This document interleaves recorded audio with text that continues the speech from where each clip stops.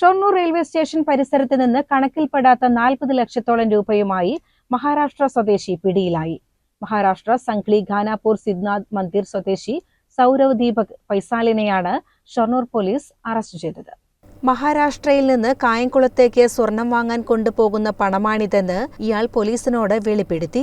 കായംകുളത്ത് നിന്ന് സ്വർണം വാങ്ങി മഹാരാഷ്ട്രയിൽ എത്തിച്ചാൽ കൂടുതൽ തുകയ്ക്ക് വിൽപ്പന നടത്താൻ സാധിക്കുമെന്നാണ് സൗരവ് മൊഴി നൽകിയിട്ടുള്ളത്. ഇന്ന് ഉച്ചയോടെ ഷൊർണൂർ റെയിൽവേ സ്റ്റേഷൻ പരിസരത്തു നടത്തിയ പരിശോധനയിലാണ് ഇയാളെ സംശയാസ്പദമായി കണ്ടെത്തിയത്. 2 ബാഗുകളിലായി പണവുമായി പോകുകയായിരുന്നു സൗരവ്. ട്രോളി ബാഗിന്റെ അറയിൽ ഒളിപ്പിച്ച നിലയിലായിരുന്നു പണം കണ്ടെത്തിയത്. ബന്ധപ്പെട്ട സ്പെഷ്യൽ ചെക്ക് നടത്തുകയായിരുന്നു. ആ സമയത്ത് റെയിൽവേ സ്റ്റേഷന് പുറത്ത് ഒരു ഭക്ഷണശാലയ്ക്ക് സമീപം അസ്വാഭാവികമായ സാഹചര്യത്തിൽ ഒരു ചെറുപ്പക്കാരനെ 2 ബാഗുകളായിട്ട് കാണും. തുടർന്ന് അയാളെ ചെക്ക് ചെയ്ത സമയത്ത് അയാളുടെ ബാഗിൽ രഹസ്യ അറകൾ ഉണ്ടാക്കിയിട്ട് ആ രഹസ്യ അറയ്ക്കകത്ത് 500 രൂപയുടെ ഇന്ത്യൻ കറൻസി നോട്ടുകൾ 39,08,000 രൂപ കാണപ്പെട്ടു.